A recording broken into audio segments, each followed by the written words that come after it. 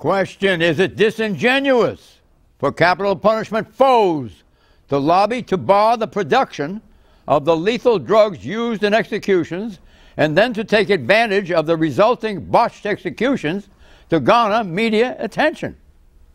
You follow that? Yeah, and I think you got a point, but look, that's not the main problem here. Look, the fact that some of these people convicted and sentenced to death take a few minutes to die, a lot of people, John, take an awful long time to die who are innocent and good people. That doesn't bother me. The point of it is, do you want to have this death penalty on the books? I do agree that it ought to be decided at the state level. I do agree that there ought not to be, you ought to do everything you can to avoid aspects of torture. But the real problem with the death penalty for people, John, isn't the minutes it takes to die. It is the months and years of anticipation that they're going to die by a date certain and that the society and the community has willed their death. It is that on a person's conscience and belief system that is far more problematic in terms of suffering than the act of than putting a needle in their arm and letting them die in 2 minutes or 10 minutes. Mark?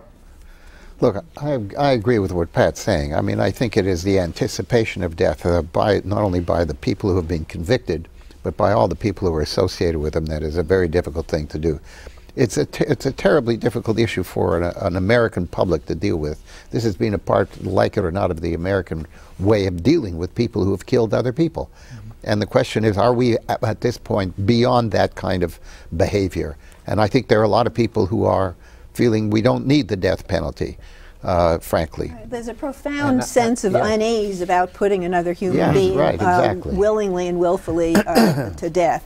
And that shows up in the way we handle all of these sort of cases of the botched executions.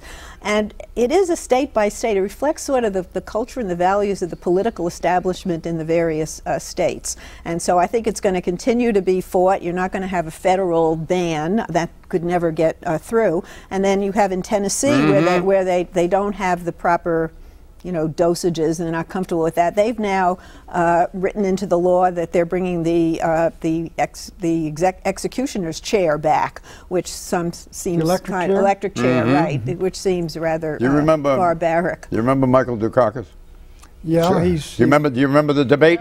I sure do. It was Bernie Shaw. I asked him, if your wife was raped and brutalized and murdered, would you favor the death penalty? And he gave a disquisition on his opposition to the death penalty, and that was the death penalty for his candidacy. He said no. Yep. He said no. But I don't question that killed his election possibility. I don't question that he was going down anyhow. I don't question that he would have felt a great deal of emotion if this happened in real life, but he was responding as a potential presidential candidate, not as a husband, and it turns out it was a political mistake. Would you like to see Dukakis president?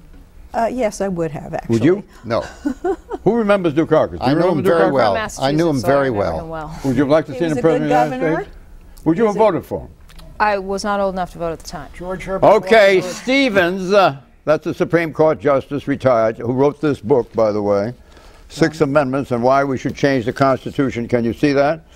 John Paul Stevens. John Paul Stevens. Okay, Stevens is swayed. Let's hear him.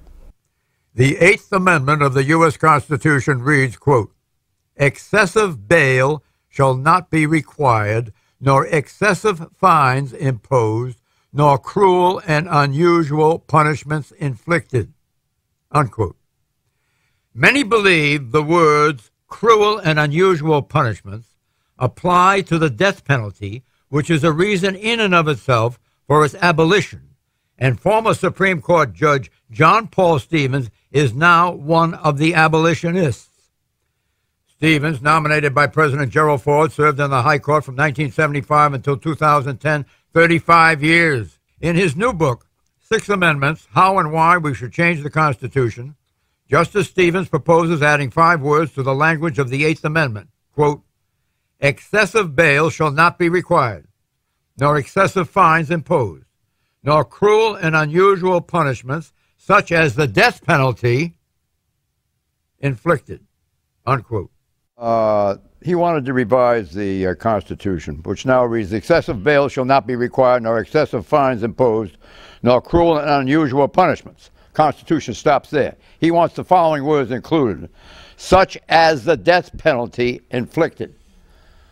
Question, could an anti-death penalty constitutional amendment such as former Justice Stevens, who had enormous experience, propose, could that pass today? No. Pat, this is an exit question. It could not get through either house of the Congress of the United States, and it needs 3/4 of the Senate for Quickly. 32 states for still ratification. practicing the death penalty. If you do the math, I don't think you could get victories on Capitol Hill. Quickly. It's being decided on the state level anyway, so it's not even necessary. Right. It will not be passed at the level that he wants it to be passed, but it is going to, his recommendation is going to continue this dialogue now in a very serious way. It's a good idea. When will it be proposes. passed? Never. Never. Never. It'll be decided on the state Never. level. State by state will decide it. It will never It's get already through being 3/4 of the states. Within 1 decade. Okay. Of the 195 countries in the world, 58 nations still retain capital punishment. Here's a sample from that list. Afghanistan, Belarus, China, Cuba, Egypt, India, Indonesia, Iran, Iraq, Japan, Jordan, Lebanon, Libya, Malaysia, Nigeria, North Korea, Oman, Pakistan, Qatar, Saudi Arabia, Singapore, Somalia, South Sudan, Sudan, Syria, Thailand, Uganda, United Arab Emirates, United States of America, Vietnam, Yemen, Zimbabwe. Any surprises, Pat? No, the ones that No outlaw, surprises? The ones that outlaw the death penalty are Western countries which no longer believe, frankly, in fighting and dying and killing. They've had 2 horrendous wars, so they've outlawed all that. But the rising countries, you take these Islamic countries, all of them, they believe in these types of finality for their enemies, and we're going to find out who wins this century. Well, a lot of those countries don't believe in it after due process of law either, because you have a lot of these renegade groups that are rising, which is really, I think, the scourge of the early part of the 21st century. You and sound they like a inflict Republican. these kind of. You sound like a Republican. That's not sounding Republican. That's talking about what reality is out there, and they're inflicting these penalties, chopping off hands, and we saw that in the last part of the last century as well. Thanks for clearing that up for me. Okay.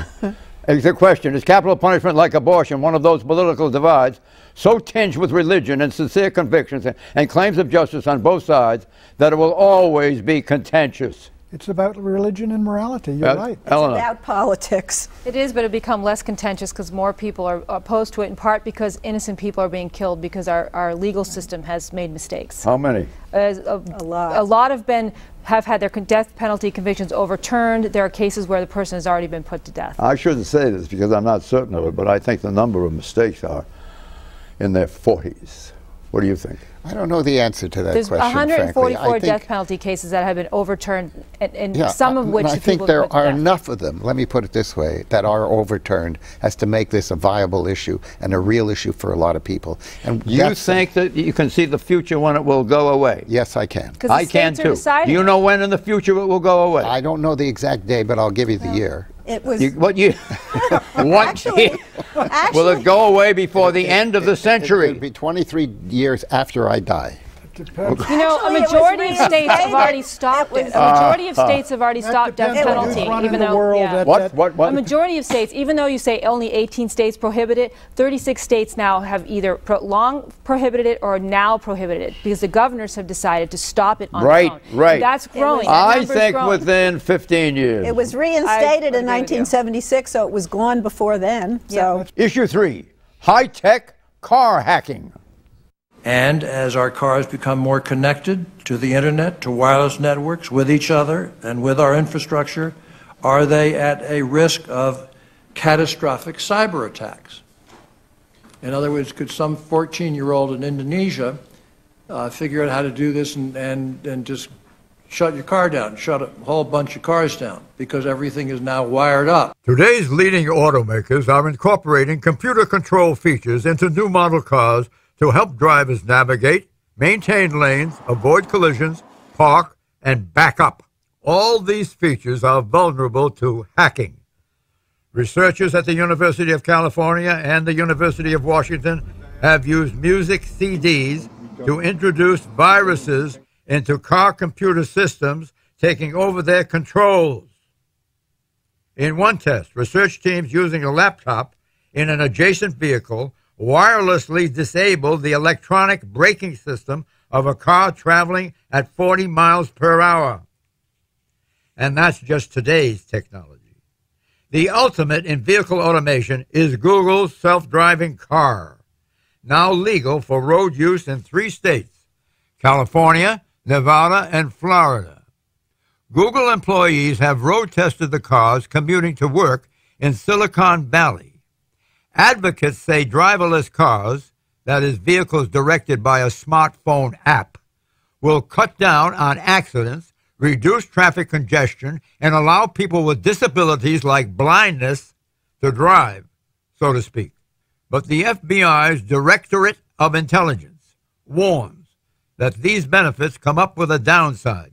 Quote, autonomy will make mobility more efficient, but will also open up greater possibilities for dual-use applications and ways for a car to be more of a potential lethal weapon than it is today. For instance, driverless cars could be used for stalking or surveillance, or as getaway vehicles, leaving criminals free to shoot at pursuers. Question, who poses the greater risk of hacking high-tech cars? Mischievous teenage geeks or cyber criminals? Pat Buchanan. Well, John, I would say if you're talking about how many attacks would come, it would probably be the geeks.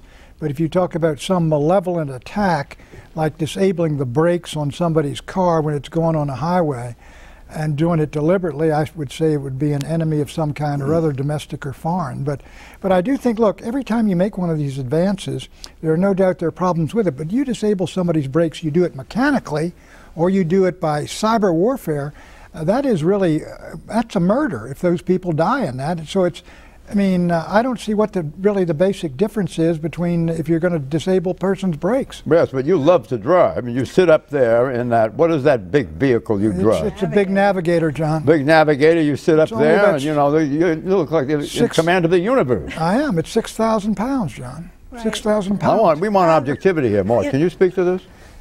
You know, I actually think it's quite dangerous, you know, because it renders too many people in a position to create accidents that really are not responsible in the sense that they're driving the car. And that seems to me to give you a level of recklessness that I would be uncomfortable with. So the one thing I would do is, if you're going to have that, you have to find some way to protect the car from any kind of independent people, you know, hacking away at it. There's a whole new area for lawyers here in terms of liability. But, you know, if you're talking about the 14-year-old in Indonesia, there are so many ways you can disrupt life in this country, you know, power grids and so forth, and they're not doing that. So I choose to look at the positive side of this. Most of 60 to 70% of accidents are caused by driver errors. This gets rid of that. You can also buy cars today that park automatically. I wouldn't mind having one of those. And people don't realize how automated their cars already are. Your steering, your brakes, things that feel like you're doing yourself, that's computers that are at work there. People don't they don't realize it. I think people like to feel that they're in control, so these Google self-driving cars, I think, will be slow to catch on. It'll be more of a younger generation thing, and I don't think it's going to be big anytime soon. People like to feel like they're controlling their own cars, and they won't. Google has found a possible big niche, and that's disabled people. 6 million disabled people could benefit from autonomous vehicles. That's right. Predictions, Pat. Barack Obama will do some kind of amnesty for the illegal aliens by Labor Day. Eleanor. Win or lose for the Democrats in the Senate in 14, they will win the majority in 16 because the map favors them like it favors the Republicans this time. Susan. Foreign policy issues are going to be the dominant problem for the president in the next 2 years. Mark. Yeah, the economy will continue to create more jobs at better wages, and that will reduce the concerns that the Democrats have over the elections. I predict that Xi Jinping's corruption investigation into former Minister of Public Security Zhu Yongkang, China's internal security czar, will backfire, will cause dissension within Communist Party ruling circles. There will be a power struggle unlike any seen since Hua Guofeng, take these names down, Buchanan, took on the Gang of Four in the 1970s. Bye-bye.